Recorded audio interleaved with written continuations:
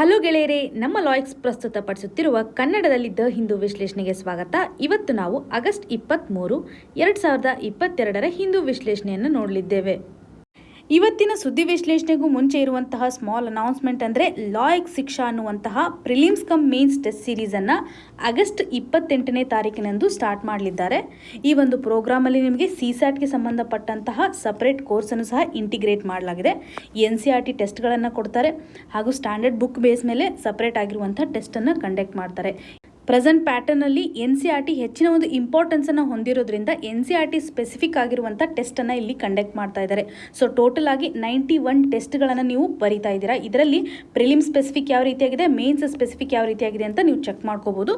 So ಒಟ್ಟಾರೆಯಾಗಿ ಇದು year long ಇರುವಂಥ ಒಂದು test series. Next year prelims ಯಾರು ಕೊಡ್ತಾರಲ್ಲ ಅವ್ರಿಗೋಸ್ಕರ ಇದೊಂದು ಸರಿಯಾದ ಸದವಕಾಶ ಅಂತ ಹೇಳ್ಬೋದು. ಪ್ರಿಲಿಮ್ಸ್ ಪ್ರಿಪ್ರೇಷನು ಆಗುತ್ತೆ ಮತ್ತು ಮೇನ್ಸ್ ಪ್ರಿಪ್ರೇಷನು ಸಹ ಪ್ಯಾರಲಲ್ಲಿ ಆಗೋ ಥರ ಈ ಒಂದು ಟೆಸ್ಟ್ ಸೀರೀಸನ್ನು ಡಿಸೈನ್ ಮಾಡಿದ್ದಾರೆ.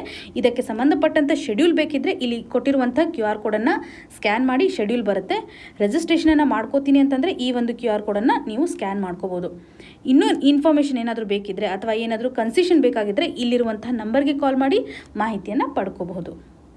ಇವತ್ತಿನ ಮೊದಲನೇ article, to salvage a world cup, supreme court sends ball back to AIFF court. ಈ ಒಂದು ಆರ್ಟಿಕಲನ್ನು ಸಿಲೆಬಸಲ್ಲಿ ನೋಡಿದಾಗ GS ಪೇಪರ್ 2 ನಡಿನಲ್ಲಿ ಗವರ್ನೆನ್ಸ್ ರಿಲೇಟೆಡ್ ಇರತಕ್ಕಂಥ ಇಶ್ಯೂಸಲ್ಲಿ ನಾವು ಕನೆಕ್ಟ್ ಮಾಡ್ಕೋಬೋದು. ಅದರಲ್ಲೂ ಸ್ಪೋರ್ಟ್ಸ್ಗೆ ಸಂಬಂಧಪಟ್ಟಂತೆ ಗವರ್ನೆನ್ಸ್ ಯಾವ ರೀತಿಯಾಗಿ ರೆಸ್ಪಾನ್ಸ್ ಮಾಡುತ್ತೆ ಅನ್ನುವಂಥ ಕಂಟೆಕ್ಸ್ಟ್ ನಡಿನಲ್ಲಿ ನಾವು ಇದನ್ನ ತೆಗೆದುಕೊಳ್ಬೋದು.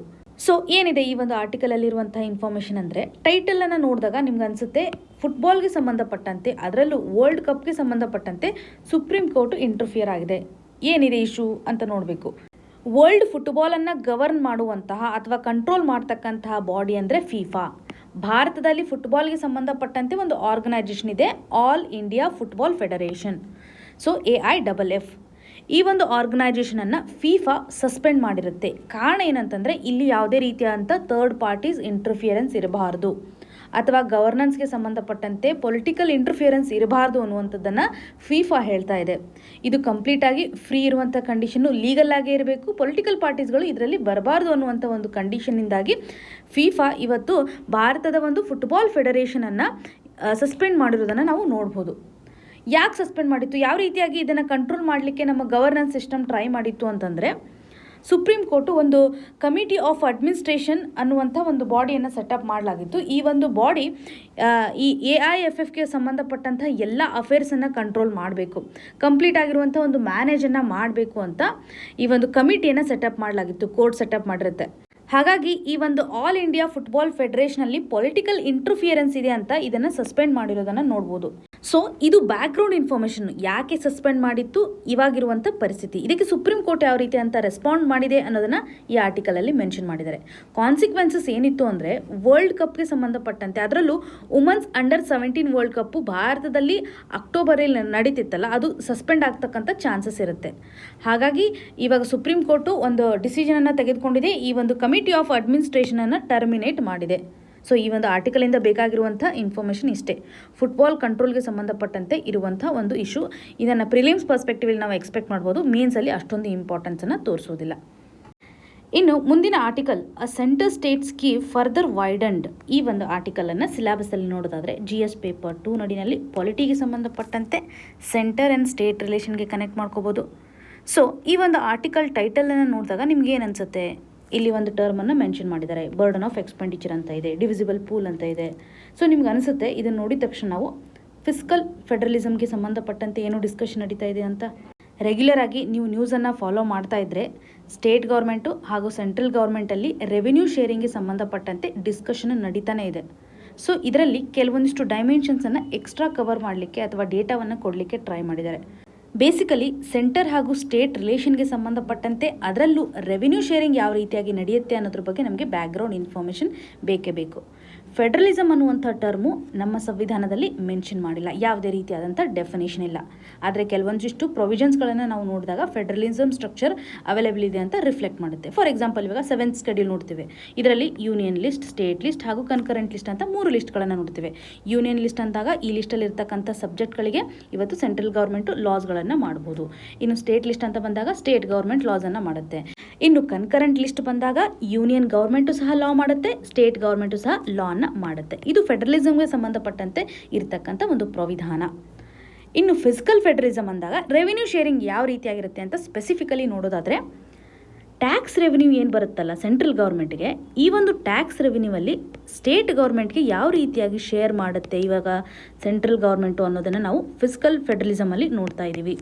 ಸೊ ಹೇಗೆ ಶೇರಿಂಗ್ ಆಗುತ್ತೆ ನಿಮಗೆಲ್ಲ ಗೊತ್ತು. ಫೈನಾನ್ಸ್ ಕಮಿಷನ್ ಬಗ್ಗೆ, ಫೈನಾನ್ಸ್ ಕಮಿಷನ್ ರಿಲೇಟೆಡ್ ಇರತಕ್ಕಂಥ ಆರ್ಟಿಕಲನ್ನು ನಂಬರನ್ನು ನೀವು ಕಮೆಂಟ್ ಸೆಕ್ಷನಲ್ಲಿ ಮೆನ್ಷನ್ ಮಾಡಬೇಕು.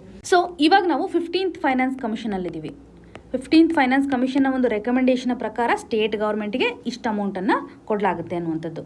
ಅದರಲ್ಲೂ ಟ್ಯಾಕ್ಸ್ ರೆವಿನ್ಯೂಯಿಂದ ಎಷ್ಟು ಅಮೌಂಟನ್ನು ಕೊಡಬೇಕು, ಎಷ್ಟು ಪರ್ಸೆಂಟೇಜನ್ನು ಅಲೋಕೇಟ್ ಮಾಡಬೇಕು ಅಂತ ಸ್ಟೇಟ್ ಗೌರ್ಮೆಂಟು ಪರ್ಟಿಕ್ಯುಲರ್ ಆಗಿರುವಂಥ ಒಂದು ಕ್ರೈಟೇರಿಯಾನ ಫಾಲೋ ಮಾಡುತ್ತೆ. ಎಷ್ಟು ಪಾಪ್ಯುಲೇಷನ್ ಇದೆ, ಎಷ್ಟು ರಿಸೋರ್ಸಸ್ ಬರುತ್ತೆ, ಯಾವ ರೀತಿಯಾಗಿ ಎಕ್ಸ್ಪೆಂಡಿಚರ್ ಇದೆ ಎಲ್ಲ ಕನ್ಸಿಡರ್ ಮಾಡೋದ್ರ ಮುಖಾಂತರ ಗ್ರಾಸ್ ಟ್ಯಾಕ್ಸ್ ರೆವಿನ್ಯೂವನ್ನು ಯಾವ ರೀತಿಯಾಗಿ ಸೆಂಟ್ರಲ್ ಗೌರ್ಮೆಂಟ್ ಶೇರ್ ಮಾಡಬೇಕು ಅನ್ನೋದನ್ನು ಫೈನಾನ್ಸ್ ಕಮಿಷನ್ ರೆಕಮೆಂಡೇಷನ್ನ ಮಾಡುತ್ತೆ. ಸೊ ಫೈನಾನ್ಸ್ ಕಮಿಷನ್ ಕೊಟ್ಟಿರುವಂತಹ ಸಲಹೆಯ ಆಧಾರದ ಮೇಲೆ ಸೆಂಟ್ರಲ್ ಗೌರ್ಮೆಂಟು ಟ್ಯಾಕ್ಸ್ ರೆವಿನ್ಯೂವನ್ನು ಸ್ಟೇಟ್ ಗೌರ್ಮೆಂಟ್ಗೆ ಶೇರ್ ಮಾಡುತ್ತೆ. ಇದರಲ್ಲಿ 2 ಟರ್ಮನ್ನು ನಾವು ಅಬ್ಸರ್ವ್ ಮಾಡ್ಬೋದು.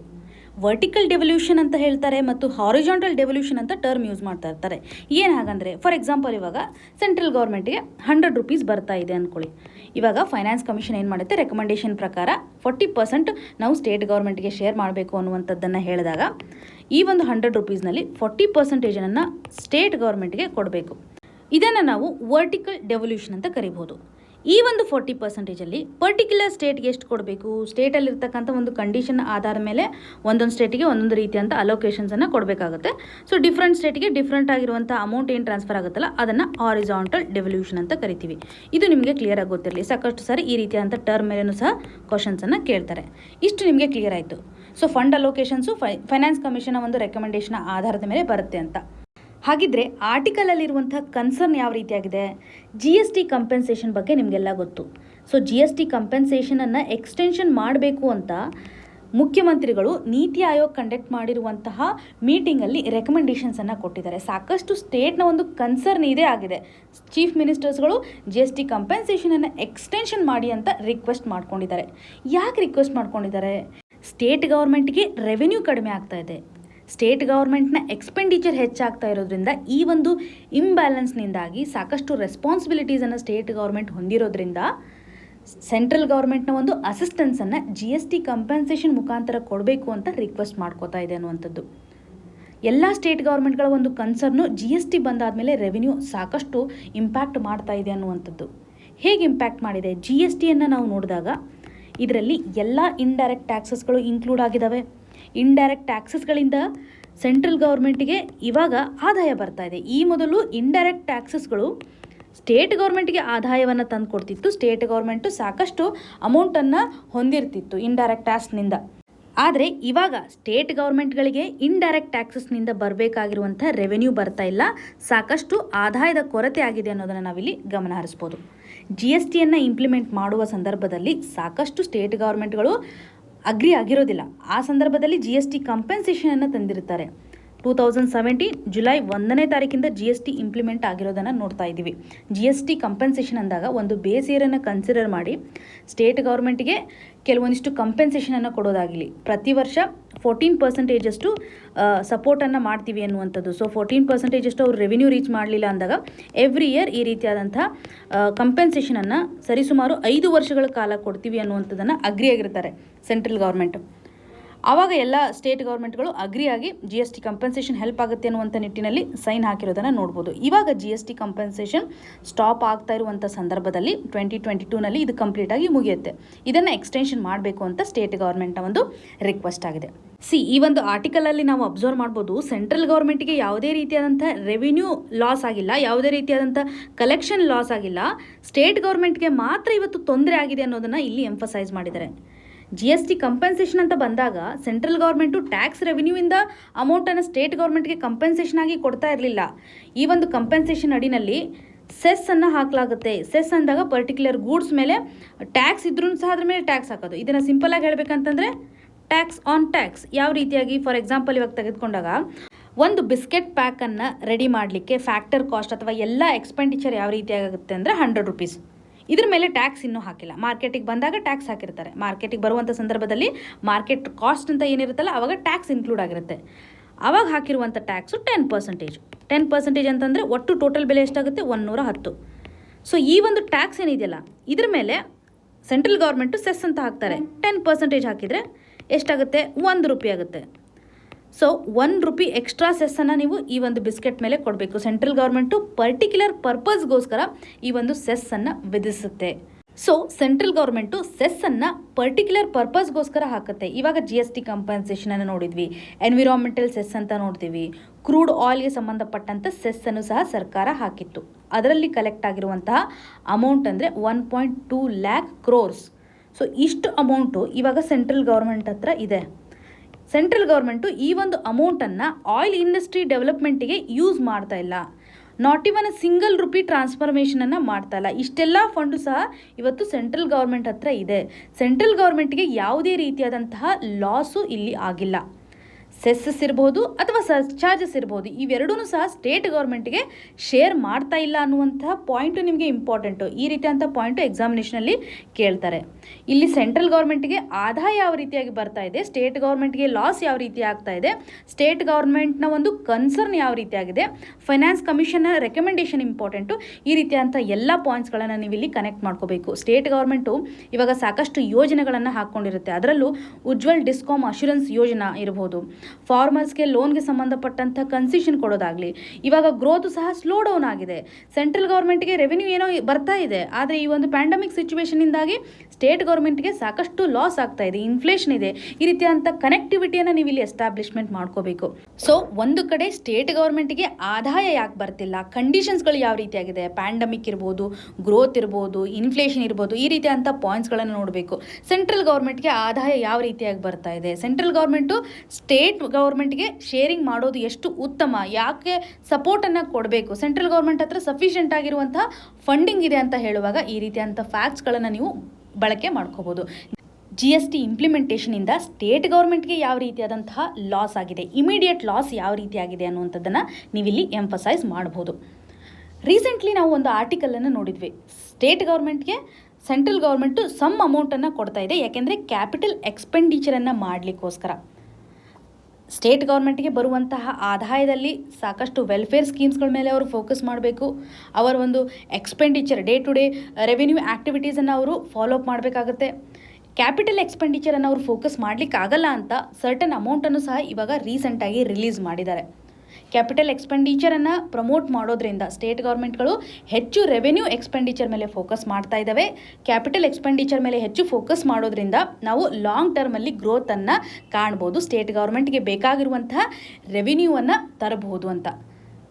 ಕ್ಯಾಪಿಟಲ್ ಎಕ್ಸ್ಪೆಂಡಿಚರ್ ಅಂತಂದಾಗ ಇದು ಎಂಪ್ಲಾಯ್ಮೆಂಟ್ ಅಪಾರ್ಚುನಿಟಿಯನ್ನು ಕ್ರಿಯೇಟ್ ಮಾಡುತ್ತೆ, ಜನರ ವೆಲ್ ಬೀಯಿಂಗನ್ನು ಇವತ್ತು ಎನ್ಶೋರ್ ಮಾಡುತ್ತೆ. ಇದರಿಂದ ಎಕನಾಮಿಕ್ ಆ್ಯಕ್ಟಿವಿಟಿನೂ ಹೆಚ್ಚಾಗುತ್ತೆ, ಒಂದು ಸಪ್ಲೈ ಡಿಮ್ಯಾಂಡ್ ಚೈನಲ್ಲಿ ಒಂದು ಸಪೋರ್ಟನ್ನು ಕೊಡುತ್ತೆ.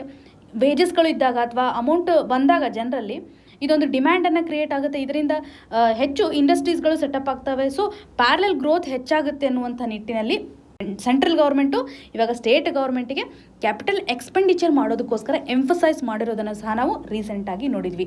ಈ ರೀತಿಯಂಥ ಎಲ್ಲ ಪಾಯಿಂಟ್ಸ್ಗಳನ್ನು ನೀವು ಅರ್ಥ ಮಾಡ್ಕೋಬೇಕು. ಸೆಂಟರ್ ಹಾಗೂ ಸ್ಟೇಟ್ನ ಒಂದು ಫಿಸ್ಕಲ್ ರಿಲೇಷನ್ ಬಗ್ಗೆ ಮಾತಾಡುವಾಗ ಎಲ್ಲ ಪಾಯಿಂಟ್ಸ್ಗಳನ್ನು ನಿಮ್ಮ ಆನ್ಸರಲ್ಲಿ ಬಳಕೆ ಮಾಡೋದ್ರಿಂದ ಹೆಚ್ಚಿನ ಮಾರ್ಕ್ಸನ್ನು ನೀವು ಪಡ್ಕೋಬೋದು. ಇನ್ನು ನಿಮಗೆ ಒಂದು ಕ್ವಶನನ್ನು ಕೇಳೋದಾದರೆ, GSTಗೆ ಸಂಬಂಧಪಟ್ಟಂಥ ತಿದ್ದುಪಡಿ ಅಥವಾ ಅಮೆಂಡ್ಮೆಂಟ್ನ ನಂಬರ್ ಯಾವುದಿದೆ ಅಂತ ಕಮೆಂಟ್ ಸೆಕ್ಷನಲ್ಲಿ ಮೆನ್ಷನ್ ಮಾಡಿ. ಇನ್ನು ಮುಂದಿನ article no centres of learning at. ಈ ಒಂದು ಆರ್ಟಿಕಲನ್ನು ಸಿಲಾಬಸಲ್ಲಿ ನೋಡೋದಾದರೆ GS ಪೇಪರ್ 2 ನಡಿನಲ್ಲಿ ಗವರ್ನಮೆಂಟ್ ಪಾಲಿಸೀಸ್ ಆ್ಯಂಡ್ ಇಂಟರ್ವೆನ್ಷನ್ಸಲ್ಲಿ ಕನೆಕ್ಟ್ ಮಾಡ್ಕೋಬೋದು, ಹಾಗೂ ಸೋಷಿಯಲ್ ಜಸ್ಟಿಸ್ ಸೆಕ್ಷನಲ್ಲಿ ಇಶ್ಯೂಸ್ ರಿಲೇಟೆಡ್ ಟು ದಿ ಚಿಲ್ಡ್ರನ್ನಲ್ಲೂ ಸಹ ಕನೆಕ್ಟ್ ಮಾಡ್ಕೋಬೋದು. ಆರ್ಟಿಕಲ್ನ ಕಂಟೆಕ್ಸ್ಟ್ ಯಾವ ರೀತಿಯಾಗಿದೆ ಅಂತಂದರೆ, ಅಂಗನವಾಡಿಗೆ ಸಂಬಂಧಪಟ್ಟಂತೆ ಅಂಗನವಾಡಿ ಸ್ಕೀಮ್ಸನ್ನು ಇವಾಗ ಫೋಕಸ್ ಮಾಡಬೇಕು. ಪೇರೆಂಟ್ಸ್ಗಳ ಒಂದು ಮೈಂಡ್ಸೆಟ್ ಯಾವ ರೀತಿಯಾಗಿದೆ, ಹಾಗೂ ಅಂಗನವಾಡಿ ಇವತ್ತು ಚೈಲ್ಡ್ ಕೇರನ್ನು ಸಪೋರ್ಟ್ ಮಾಡೋದ್ರಲ್ಲಿ ಎಷ್ಟು ಪೊಟೆನ್ಷಿಯಲನ್ನು ಹೊಂದಿದೆ, ಎಲ್ಲಿ ಮಿಸ್ಟೇಕ್ಸ್ ಆಗ್ತಾ ಇದೆ, ಏನು ತೊಂದರೆಗಳಿದ್ದಾವೆ ಅನ್ನೋದನ್ನು ಈ ಒಂದು ಆರ್ಟಿಕಲಲ್ಲಿ ಎಂಫಸೈಸ್ ಮಾಡಿದ್ದಾರೆ. ಭಾರತ ಸ್ವತಂತ್ರವನ್ನು ಪಡೆದು 75 ವರ್ಷ ಆದ್ರೂ ಸಹ ಅಂಗನವಾಡಿ ಸಿಸ್ಟಮ್ಗೆ ಸಂಬಂಧಪಟ್ಟಂತೆ ಫೋಕಸನ್ನು ಮಾಡಬೇಕು. ಇಂಟಿಗ್ರೇಟೆಡ್ ಚೈಲ್ಡ್ ಡೆವಲಪ್ಮೆಂಟ್ ಸ್ಕೀಮ್ ಅಂತ ICDS ಅಂತ ನಾವೇನು ಕರಿತೀವಲ್ಲ, ಇದರ ಒಂದು ಪಾರ್ಟ್ ಅಂದರೆ ಅಂಗನವಾಡಿ ಸಿಸ್ಟಮ್. ಸೊ ಭಾರತವನ್ನು ಯಂಗರ್ ನೇಷನ್ ಅಂತಲೂ ಸಹ ಕರೆಯಲಾಗುತ್ತೆ. ನಾವು ಹೆಚ್ಚು ನಮ್ಮ ಒಂದು ಇನ್ಫ್ಯಾಂಟ್ನ ಡೆವಲಪ್ಮೆಂಟ್ಗೋಸ್ಕರ ಫೋಕಸ್ ಮಾಡೋದು ಇಂಪಾರ್ಟೆಂಟ್ ಅನ್ನೋದನ್ನು ಅರ್ಥ ಮಾಡ್ಕೋಬೇಕು. 70% ಮಕ್ಕಳು ಇವತ್ತು ಅಂಗನವಾಡಿಯಲ್ಲಿ ಎನ್ರೋಲ್ ಮಾಡಿದ್ದಾರೆ. ನಾವು ಯಾವ ರೀತಿಯಾಗಿ ಫೋಕಸ್ ಮಾಡ್ತಾ ಇದ್ದೀವಿ, ಆದರೆ ಅಟೆಂಡೆನ್ಸ್ ತುಂಬ ಕಡಿಮೆ ಇದೆ. ಪೇರೆಂಟ್ಸ್ಗಳ ಒಂದು ಮೈಂಡ್ಸೆಟ್ ಯಾವ ರೀತಿಯಾಗಿದೆ, ಇವಾಗ ICDS ನಡಿನಲ್ಲಿರ್ತಕ್ಕಂಥ ಆಬ್ಜೆಕ್ಟಿವ್ ಯಾವ ರೀತಿಯಾಗಿದೆ ಅಂದರೆ ನ್ಯೂಟ್ರಿಷನನ್ನು ಪ್ರೊವೈಡ್ ಮಾಡಬೇಕು, ಪ್ರೀ ಸ್ಕೂಲ್ ಎಜುಕೇಷನನ್ನು ಕೊಡಬೇಕು, ಇಮ್ಯುನೈಜೇಷನ್ ಪ್ರೋಗ್ರಾಮ್ಸನ್ನು ಇವತ್ತು ಅಂಗನವಾಡೀಸ್ಗಳು ನೋಡ್ಕೊಡ್ತವೆ, ಹಾಗೂ ಸರ್ವೀಸಸನ್ನು ಕೊಡ್ತವೆ. ಹೆಲ್ತ್ ರಿಲೇಟೆಡ್ ಇರತಕ್ಕಂಥ ಸರ್ವಿಸ್ಗಳು ಸ್ಪೆಸಿಫಿಕಲಿ ಏನಾದರೂ ಚೆಕಪ್ ಮಾಡೋದಿತ್ತಂದರೆ ಅಂಗನವಾಡಿಗಳು ಮುಂದಾಗ್ತವೆ. ಸೊ ಈ ನಿಟ್ಟಿನಲ್ಲಿ ನಾವು ಕೆಪ್ಯಾಬಿಲಿಟಿಯನ್ನು ಎನ್ಹ್ಯಾನ್ಸ್ ಮಾಡಬೇಕು. ಬರೀ ನಾರ್ಮಲ್ ಹೆಲ್ತ್ ಅಥವಾ ನ್ಯೂಟ್ರಿಷನ್ ಅಂತ ಅಷ್ಟೇ ಅಲ್ಲದೆ ಎಜುಕೇಷನ್ ಮೇಲೂ ಸಹ ಹೆಚ್ಚಿನ ಒಂದು ಫೋಕಸನ್ನು ಕೊಡಬೇಕು ಅನ್ನೋದನ್ನು ಇಲ್ಲಿ ಎಂಫಸೈಸ್ ಮಾಡಿದ್ದಾರೆ. ಮೇಜರ್ ಆಬ್ಜೆಕ್ಟಿವೇ ಇದು. ನ್ಯೂಟ್ರಿಷನ್ ಕೊಡೋದ್ರ ಜೊತೆಗೆ ಈ ಎಜುಕೇಷನನ್ನು ಸಹ ನಾವು ಪ್ರೊವೈಡ್ ಮಾಡಬೇಕು ಅನ್ನುವಂಥದ್ದು. ಪೇರೆಂಟ್ಸ್ಗಳ ಒಂದು ಮೈಂಡ್ಸೆಟ್ ಯಾವ ರೀತಿಯಾಗಿದೆ ಅಂತಂದರೆ, ಪೇರೆಂಟ್ಸ್ಗಳು ಏನು ಥಿಂಕ್ ಮಾಡ್ತಾರೆ ಅಂದರೆ ಇಲ್ಲಿ ಕೇವಲ ಲರ್ನಿಂಗ್ ಬೇಸ್ ಮೇಲೆ ಮತ್ತು ಇಮ್ಯುನೈಜೇಷನ್ ಕ್ಯಾಂಪನ್ನು ಮಾಡ್ಕೊಳ್ಳಿಕ್ಕೆ ಮಾತ್ರ ಅಂಗನವಾಡೀಸ್ಗಳಿದ್ದಾವೆ. ಎಜುಕೇಷನ್ ಅಂತ ಬಂದಾಗ ಅಂಗನವಾಡೀಸ್ಗಳನ್ನು ಪ್ರಿಫರ್ ಮಾಡೋದಿಲ್ಲ. ಸರ್ವೇನ ಪ್ರಕಾರ 80% ಪೇರೆಂಟ್ಸ್ಗಳ ಒಂದು ಮೈಂಡ್ಸೆಟ್ ಯಾವ ರೀತಿಯಾಗಿದೆ ಅಂದರೆ, ಮಕ್ಕಳಲ್ಲಿ ಸೋಷಿಯಲ್ ಮೊಬಿಲಿಟಿಯನ್ನು ತರಬೇಕು ಅಂದರೆ ಎಜುಕೇಷನಿಂದ ಮಾತ್ರ ಸಾಧ್ಯ. ಅದರಲ್ಲೂ ಇಂಗ್ಲೀಷ್ ಸ್ಕಿಲ್ಸ್ ಇಂಪಾರ್ಟೆಂಟ್ ಇರುತ್ತೆ, ಮ್ಯಾಥ್ಸ್ ಸ್ಕಿಲ್ಸ್ ಇರಬೇಕು. ಹಾಗಾಗಿ ಅವರು ಔಟ್ಸೈಡ್ ಅಥವಾ ಪ್ರೈವೇಟ್ ಸೆಕ್ಟರಲ್ಲಿ ಲರ್ನಿಂಗ್ ಸೆಂಟರಲ್ಲಿ ಮಕ್ಕಳನ್ನು ಎನ್ರೋಲ್ ಮಾಡೋದನ್ನು ನಾವು ಹೆಚ್ಚಾಗಿ ಕಾಣ್ತಾ ಇದ್ದೀವಿ. ಅಂಗನವಾಡಿ ಸಿಸ್ಟಮಿಂದ ಡಿವಿಯೇಷನ್ ಆಗೋದನ್ನು, ಅಂಗನವಾಡಿಯಲ್ಲಿರ್ತಕ್ಕಂತಹ ಒಂದು ಇಂಟೆನ್ಷನ್ಸನ್ನು ಬೇರೆ ರೀತಿಯಿಂದ ತಿಳಿದುಕೊಂಡಿದ್ದಾರೆ ಅನ್ನುವಂಥದ್ದು. ಹಾಗಾಗಿ ನಾವು ಹೆಚ್ಚು ಅಂಗನವಾಡಿಯನ್ನು ಕೆಪಬಲ್ ಆಗೋ ಥರ ಫೋಕಸ್ ಮಾಡಬೇಕು ಅಂತ. ಇನ್ನು early childhood care and education ನಡಿನಲ್ಲಿ ಬೇರೆ ಬೇರೆ ಸ್ಟೇಟ್ ಗೌರ್ಮೆಂಟ್ಗಳು ಅಂಗನವಾಡಿಯನ್ನು ಯಾವ ರೀತಿಯಾಗಿ ಡೆವಲಪ್ ಮಾಡಬೇಕು ಅಂತ ಫೋಕಸ್ ಮಾಡ್ತಾರೆ. ರೀಜ್ನಲ್ ವೈಸ್ ನಾವು ಮಕ್ಕಳನ್ನು ಎಜುಕೇಟ್ ಮಾಡ್ಬೋದು. ಆ್ಯಕ್ಟಿವ್ ಲರ್ನಿಂಗ್ ಆಗೋದು ಯಾವಾಗ ಅಂತಂದರೆ ಮದರ್ ಟಂಗ್ನ ಮುಖಾಂತರ ಮಕ್ಕಳು ಲರ್ನಿಂಗ್ ಫೇಸನ್ನು ಸ್ಟಾರ್ಟ್ ಮಾಡಿದಾಗ. ಸೊ ಇದನ್ನು ಪೇರೆಂಟ್ಸ್ಗಳು ಯಾವ ರೀತಿಯಾಗಿ ತೆಗೆದುಕೊಳ್ತಾರೆ, ನಾವು ಯಾವ ರೀತಿಯಂಥ ಸ್ಕಿಲ್ಸ್ಗಳನ್ನು ಇವತ್ತು ಅಂಗನವಾಡಿ ಸಿಸ್ಟಮಿಂದ ಪ್ರೊವೈಡ್ ಮಾಡಬೇಕು, ಈ ಒಂದು ಎಜುಕೇಷನ್ ಸಿಸ್ಟಮನ್ನು ನಾವು ಅಂಗನವಾಡಿ ಸಿಸ್ಟಮ್ ಜೊತೆಗೆ ಇಂಟಿಗ್ರೇಟ್ ಮಾಡಬೇಕು ಅನ್ನುವಂಥದ್ದನ್ನು. ಅಂಗನವಾಡಿನಲ್ಲಿ ಲೋ ಅಟೆಂಡೆನ್ಸ್ ಇರೋದ್ರಿಂದ ಸ್ಕಿಲ್ಡ್ ಇರತಕ್ಕಂತಹ ಸ್ಟಾಫನ್ನು ತರೋದ್ರ ಮುಖಾಂತರ, ಸ್ಕಿಲ್ಡ್ ಫೆಸಿಲಿಟೇಟರ್ಸನ್ನು ನಾವಲ್ಲಿ ಎನ್ಶೋರ್ ಮಾಡೋದ್ರಿಂದ ಮಕ್ಕಳು ಇವತ್ತು ಆಟ ಆಡೋದ್ರ ಜೊತೆಗೆ ಕಲಿಯನೂಬಹುದು ಅನ್ನುವಂಥದ್ದು. ಎಜುಕೇಷನನ್ನು ನಾವು ಒಂದು ಇಂಟಿಗ್ರಲ್ ಪಾರ್ಟ್ ಆಗಿ ಇಲ್ಲಿ ಎಂಫಸೈಸ್ ಮಾಡಬೇಕು ಅನ್ನೋದನ್ನು ಅರ್ಥ ಮಾಡ್ಕೋಬೇಕು. ಹಾಗೂ ಪೇರೆಂಟ್ಸ್ಗಳು ಸಹ ಆ್ಯಕ್ಟಿವ್ ಆಗಿ ಇನ್ವಾಲ್ವ್ ಆಗಬೇಕು. ಅಂಗನವಾಡಿ ಜೊತೆಗೆ ಅವರು ಪ್ರಾಪರ್ ಆಗಿರುವಂಥ ಒಂದು ಮೀಟಿಂಗ್ಸನ್ನು ಮಾಡಬೇಕು. ಟೀಚರ್ ಲೆಡ್ ಇನಿಷಿಯೇಟಿವ್ಸನ್ನು ತೆಗೆದುಕೊಳ್ಳಲು ರೆಕಮೆಂಡೇಷನ್ಸನ್ನು ಕೊಡಬೇಕು. ಫೀಡ್ಬ್ಯಾಕ್ನ ಮುಖಾಂತರ ಅಂಗನವಾಡಿಯನ್ನು ಕಮ್ಯುನಿಟಿ ಲೆವೆಲಲ್ಲಿ ನಾವು ಬದಲಾವಣೆ ಮಾಡ್ಬೋದು. ಮೈಂಡ್ಸೆಟ್ ಬದಲಾವಣೆ ಮಾಡೋದು ಇಲ್ಲಿ ಇಂಪಾರ್ಟೆಂಟು. ಸ್ವಚ್ಛ ಭಾರತ್ ಅಭಿಯಾನ್ ಕ್ಯಾಂಪೇನಿಂದಾಗಿ ಎಷ್ಟೊಂದು ಬಿಹೇವಿಯರಲ್ ಚೇಂಜನ್ನು ನಾವು ತಂದಿದ್ದೀವಿ. ಅದೇ ರೀತಿಯಾಗಿ ಸ್ಕೂಲ್ ಚಲೆ ಹಮ್ ಅನ್ನುವಂಥ ಒಂದು ಕ್ಯಾಂಪೇನನ್ನು ತರೋದ್ರ ಮುಖಾಂತರ ಸಾಕಷ್ಟು ಬದಲಾವಣೆಯನ್ನು ನಾವು ಬಿಹೇವಿಯರ್ ಲೆವೆಲಲ್ಲಿ ಅಥವಾ ಮೈಂಡ್ಸೆಟ್ ಲೆವೆಲಲ್ಲಿ ಮಾಡ್ಬೋದು ಅನ್ನುವಂಥ ಸಜೆಷನನ್ನು ಸಹ ಈ ಒಂದು ಆರ್ಟಿಕಲಲ್ಲಿ ಕೊಟ್ಟಿದ್ದಾರೆ. ಇಷ್ಟು ಇನ್ಫಾರ್ಮೇಷನ್ ಸಫಿಷಿಯೆಂಟ್ ಆಗುತ್ತೆ ಎಕ್ಸಾಮಿನೇಷನ್ ಪರ್ಸ್ಪೆಕ್ಟಿವಲ್ಲಿ. ಬೇಸಿಕಲಿ ನಾವು ಮೇನ್ಸ್ ಲೆವೆಲಲ್ಲಿ ಡೈಮೆನ್ಷನ್ಸನ್ನು ಕವರ್ ಮಾಡ್ಬೋದು. ಇನ್ನು ಮುಂದಿನ ಆರ್ಟಿಕಲ್, ರಂಗನ್ತಿಟ್ಟು ಬರ್ಡ್ ಸ್ಯಾಂಕ್ಚುರಿ ರಿಓಪನ್ಸ್. ಈ ಒಂದು ಆರ್ಟಿಕಲನ್ನು ಸಿಲೆಬಸಲ್ಲಿ GS ಪೇಪರ್ 3 ನಡಿನಲ್ಲಿ ಬಯೋಡೈವರ್ಸಿಟಿ ಕನ್ಸರ್ವೇಷನ್ಗೆ ನಾವು ಕನೆಕ್ಟ್ ಮಾಡ್ಕೋಬೋದು. ಸೊ ಆರ್ಟಿಕಲಲ್ಲಿರುವಂಥ ಕಂಟೆಕ್ಸ್ಟ್ ಏನಂತಂದರೆ, ಹೆವಿ ಫ್ಲಡ್ನಿಂದಾಗಿ ಈ ಒಂದು ಸ್ಯಾಂಕ್ಚುರಿಯನ್ನು ಕ್ಲೋಸ್ ಮಾಡಲಾಗಿತ್ತು, ಇವಾಗ ಓಪನ್ ಮಾಡ್ತಾ ಇದ್ದಾರೆ. ಇಷ್ಟೇ. ನಮಗೆ ಎಕ್ಸಾಮಿನೇಷನ್ ಪರ್ಸ್ಪೆಕ್ಟಿವಲ್ಲಿ ವೈಲ್ಡ್ ಲೈಫ್ ಸ್ಯಾಂಕ್ಚುರಿ ತುಂಬ ಇಂಪಾರ್ಟೆಂಟ್ ಆಗಿರೋದ್ರಿಂದ, ಅದರಲ್ಲೂ ಕರ್ನಾಟಕಕ್ಕೆ ಸಂಬಂಧಪಟ್ಟಂಥ Ranganathittu bird life sanctuary largest bird sanctuary ಆಗಿರೋದ್ರಿಂದ ಕರ್ನಾಟಕದಲ್ಲಿ ಇದ್ರ ಬಗ್ಗೆ ನಾವು ಫ್ಯಾಕ್ಚುಯಲ್ ಇನ್ಫಾರ್ಮೇಷನ್ಸನ್ನು ತಿಳಿದುಕೊಳ್ಬೇಕು. ಮಂಡ್ಯ ಡಿಸ್ಟಿಕಲ್ಲಿ ಬರುತ್ತೆ. ಹಾಗೂ ಯಾವ ರಿವರ್ ಮೇಲೆ ಇದೆ ಅಂತಂದರೆ ರಿವರ್ ಕಾವೇರಿ. ಇದು ನಿಮಗೆ ಇಂಪಾರ್ಟೆಂಟು. ರಿವರ್ ಕಾವೇರಿ ಬ್ಯಾಂಕ್ ಮೇಲೆ ಈ ಒಂದು ವೈಲ್ಡ್ ಲೈಫ್ ಸ್ಯಾಂಕ್ಚುರಿಯನ್ನು ನಾವು ನೋಡ್ತಾ ಇದ್ದೀವಿ. ಹಾಗೂ ಪಕ್ಷಿ ಪ್ರೇಮಿ ಆಗಿರುವಂಥ ಸಲೀಂ ಅಲಿ ಅವರ ಎಫರ್ಟ್ನಿಂದಾಗಿ ಈ ಒಂದು ರಂಗನ್ತಿಟ್ಟನ್ನು ವೈಲ್ಡ್ ಲೈಫ್ ಸ್ಯಾಂಕ್ಚುರಿಯಾಗಿ 1940ನಲ್ಲಿ ಡಿಕ್ಲೇರ್ ಮಾಡಲಾಗುತ್ತೆ ಅನ್ನುವಂಥದ್ದು. ಈ ಒಂದು ನೇಮನ್ನು ಯಾವ ರೀತಿಯಾಗಿ ಕೊಡಲಾಗಿದೆ, ಹಿಂದೂ ಗಾಡ್ ಆಗಿರುವಂಥ ಶ್ರೀ ರಂಗನಾಥ ಸ್ವಾಮಿ, ವಿಷ್ಣು ಅವರ ಒಂದು ಇನ್ಕಾರ್ನೇಷನ್ ಅಂತ ಹೇಳ್ತಾರೆ, ವಿಷ್ಣು ಅವರ ಒಂದು ಅವತಾರ ಅಂತ ಇದನ್ನು ಕನ್ಸಿಡರ್ ಮಾಡಲಾಗುತ್ತೆ. ರಂಗನಾಥ ಸ್ವಾಮಿಯವರ ನೇಮನ್ನೇ ಈ ಒಂದು ಬರ್ಡ್ ಸ್ಯಾಂಕ್ಚುರಿಗೆ ಕೊಡಲಾಗಿದೆ ಅನ್ನುವಂಥದ್ದು. KPSC ರಿಲೇಟೆಡ್ ಇರತಕ್ಕಂಥ ಎಕ್ಸಾಮಿನೇಷನ್ಲಿ ಈ ಒಂದು ಬರ್ಡ್ ಸ್ಯಾಂಕ್ಚುರಿ ನಮಗೆ ತುಂಬ ಇಂಪಾರ್ಟೆಂಟ್ ಆಗಿ ಹೆಲ್ಪ್ ಆಗುತ್ತೆ. ಇನ್ನು ಮುಂದಿನ article, tomato flu detected among children in India says Lancet. ಈ ಒಂದು ಆರ್ಟಿಕಲನ್ನು ಸಿಲೆಬಸಲ್ಲಿ ನೋಡಿದಾಗ GS ಪೇಪರ್ 2 ನಡಿನಲ್ಲಿ ಹೆಲ್ತ್ ಇಶ್ಯೂಸ್ಗೆ ಕನೆಕ್ಟ್ ಮಾಡ್ಕೋಬೋದು. ಹಾಗೂ GS ಪೇಪರ್ 3 ನಡಿನಲ್ಲಿ ಸೈನ್ಸ್ ಸೆಕ್ಷನಲ್ಲಿ ಡಿಸೀಸಸ್ ಸೆಕ್ಷನ್ಗೂ ಸಹ ನಾವು ಕನೆಕ್ಟ್ ಮಾಡ್ಕೊಳ್ಳುವಂಥದ್ದು. ಆರ್ಟಿಕಲ್ನ ಕಂಟೆಕ್ಸ್ಟ್ ಯಾವ ರೀತಿ ಆಗಿದೆ, ಟೊಮ್ಯಾಟೊ ಫ್ಲೂ ಕೇಸ್ಗಳು ಇವಾಗ ಹೆಚ್ಚಾಗ್ತಾ ಇದೆ ನಮ್ಮ ದೇಶದಲ್ಲಿ. ಅದರಲ್ಲೂ ಚಿಲ್ಡ್ರನ್ಗಳಿಗೆ ಬರ್ತಾ ಇದೆ. ಕೇರಳ, ತಮಿಳುನಾಡು, ಒಡಿಶಾ ಸ್ಟೇಟಲ್ಲಿ ಪ್ರಿಕಾಷನ್ಸನ್ನು ತೆಗೆದುಕೊಳ್ತಾ ಇದ್ದಾರೆ ಅಂತ ಎಂಫಸೈಸ್ ಮಾಡಿದ್ದಾರೆ. ಲ್ಯಾನ್ಸೆಟ್ ಕೊಟ್ಟಿರುವಂಥ ಒಂದು ರಿಪೋರ್ಟ್ನ ಪ್ರಕಾರ ಲ್ಯಾನ್ಸೆಟ್ ರೆಸ್ಪಿರೇಟರಿ ಜರ್ನಲ್ ನಡಿನಲ್ಲಿ ಈ ಒಂದು ಟೊಮ್ಯಾಟೊ ಫ್ಲೂ ಯಾರಿಗೆ ಬರುತ್ತೆ, ಯಾರಿಗೆ ಹೆಚ್ಚು ಇನ್ಫೆಕ್ಷನ್ ಆಗುತ್ತೆ ಅಂತಂದರೆ 5 ವರ್ಷಕ್ಕಿಂತ ಕಡಿಮೆ ಇರತಕ್ಕಂಥ ಏಜ್ ಗ್ರೂಪಿಗೆ. ಸೊ ಮಕ್ಕಳಲ್ಲಿ ಇದು ಕಾಣುತ್ತೆ ಅನ್ನೋದು ನಿಮಗೆ ಕ್ಲಿಯರಾಗಿ ಗೊತ್ತಿರಲಿ. ಇದೊಂದು ರಿಪೋರ್ಟ್ನ ಆಧಾರದ ಮೇಲೆ ನಾವು ಹೇಳ್ಬೋದು. ಹಾಗೂ ಸಿಂಪ್ಟಮ್ಸನ್ನು ನಾವು ಕನ್ಸಿಡರ್ ಮಾಡಿದಾಗ ಚಿಕನ್ ಗುನ್ಯಾ ಬಂದಾಗ ಪೇಷಂಟ್ಸ್ಗಳು ಯಾವ ರೀತಿಯಾಗಿ ಸಫರ್ ಆಗ್ತಾರಲ್ಲ ಅದೇ ಕಂಡೀಷನ್ಸನ್ನು ಸಹ ನಾವಿಲ್ಲಿ ಕಾಣ್ಬೋದು. ಜಾಯಿಂಟಲ್ಲಿ ಹೆಚ್ಚು ಪೇನ್ ಆಗಿರೋದಾಗಲಿ, ಹೈ ಫೀವರ್ ಕಂಡೀಷನು, ರ್ಯಾಷಸ್ ಇರ್ಬೋದು, ಡಿಹೈಡ್ರೇಷನ್, ಡಯೇರಿಯಾ, ವಾಮಿಟಿಂಗ್, ಈ ರೀತಿಯಂಥ ಜನರಲ್ ಸಿಂಪ್ಟಮ್ಸನ್ನು ಸಹ ನಾವು ಈ ಒಂದು ಟೊಮ್ಯಾಟೊ ಫ್ಲೂನಲ್ಲಿ ಕಾಣ್ಬೋದಾಗಿದೆ. ಹಾಗೂ ಕಾಸಿಂಗ್ ಏಜೆಂಟ್ ವೈರಸ್ಸಿಂದ ಇದು ಕಾಸ್ ಆಗುತ್ತೆ. ವೈರಲ್ ಇನ್ಫೆಕ್ಷನ್ ಅಂತ ನಿಮಗೆ ಕ್ಲಿಯರಾಗಿ ಗೊತ್ತಿದೆ. ಯಾವ ವೈರಸ್ ಅಂತಂದರೆ ಕಾಕ್ಸಕಾಯ್ ವೈರಸ್ A16. ಈ ಒಂದು ವೈರಸ್ನ ನೇಮನ್ನು ನೆನ್ಪಿಟ್ಕೊಳ್ಳೋಕ್ಕೆ ಟ್ರೈ ಮಾಡಿ. ಇಷ್ಟು ಇನ್ಫಾರ್ಮೇಷನ್ ಸಾಕು. ಮತ್ತೇನಾದರೂ ಅಪ್ಡೇಷನ್ಸ್ ಬಂದರೆ ಆ್ಯಡ್ ಮಾಡ್ತಾ ಹೋಗೋಣ. ಇವತ್ತಿನ question of the day section ಅಡಿನಲ್ಲಿ ಎಕಾನಮಿಗೆ ರಿಲೇಟೆಡ್ ಇರುವಂಥ ಕ್ವಶನನ್ನು ಕೊಡಲಾಗಿದೆ. ಇದಕ್ಕೆ ಸರಿಯಾದ ಉತ್ತರವನ್ನು ಕಮೆಂಟ್ ಸೆಕ್ಷನಲ್ಲಿ ಮೆನ್ಷನ್ ಮಾಡಿ. ಇವತ್ತು ಡಿಸ್ಕಸ್ ಮಾಡಿರುವಂತಹ ಎಲ್ಲ ಆರ್ಟಿಕಲ್ಸ್ಗಳು ನಿಮಗೆ ನೀಟಾಗಿ ಅರ್ಥ ಆಗಿದೆ ಅಂತ ಭಾವಿಸ್ತಾ ಇದ್ದೀನಿ. ನಿಮ್ಗೆ ಏನೇ ಕನ್ಸರ್ನ್ ಇದ್ರೂ ಸಹ ಕಮೆಂಟ್ ಸೆಕ್ಷನಲ್ಲಿ ಮೆನ್ಷನ್ ಮಾಡಿ ಅಂತ ಹೇಳ್ತಾ ಆಲ್ ದ ವೆರಿ ಬೆಸ್ಟ್. ಧನ್ಯವಾದಗಳು.